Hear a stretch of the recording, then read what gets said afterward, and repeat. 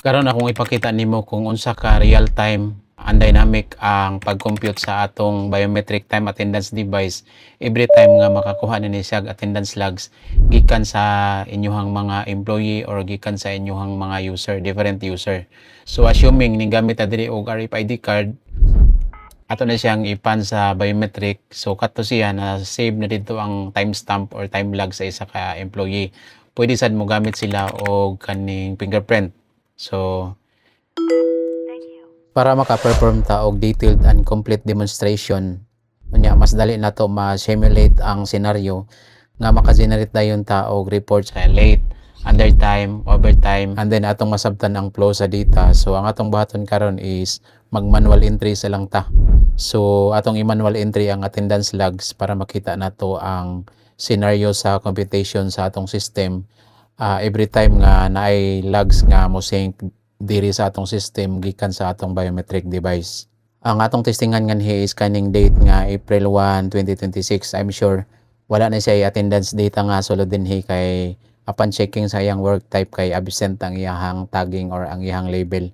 So ang atong button is i-double click lang nato ang iyahang row para anhita mag-add og attendance data.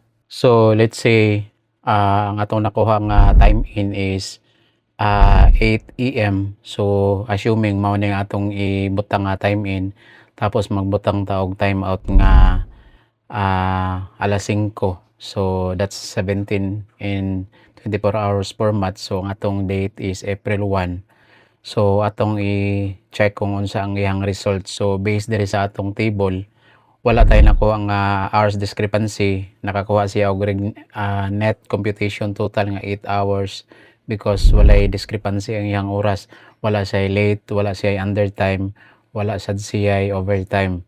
So karon ato na siyang i-testing, atong i-try nga magbutang ta og buhatan nato siya og undertime.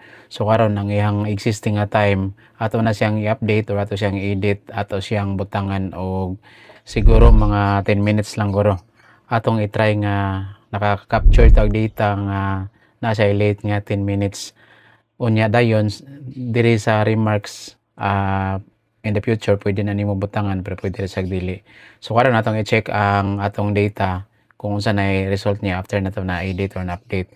So makita nato diri nga na siya 10 minutes nga late based dito sa iyang attendance. Unya ang iyang regnet is nasa 7 hours 0.83. It's because na siya late nga 10 minutes. So every time nga makakuha ni siya og data diri, so mausab ang iyang computation. So karon ang atong buhaton is i-try nato og update, maybe butang siguro ta og kanang undertime. So atong butangan og 16 that's alas 4 sa hapon. So nakita nato nga nasa undertime nga 1 hour which is wala siya kaabot sa iyang time shift in sa iyang time shift nga alas 5. So every time nga na-change sa atong time lags, mo reflect dayon ang iyang computation based sa iyang time lags nga nakuha. So karon i-try na to og update nga magbutang ta atong buhatan og overtime. So atong i-update og 22 that's alas G. So nakita na to nga nasa OT, that's overtime. 300 minutes equivalent to 5 hours. Kung makita nimo ang net OT is it's 5 hours, then ang iyang net is 7.83 lang gihapon because naman siya undertime nga kanang 10 minutes.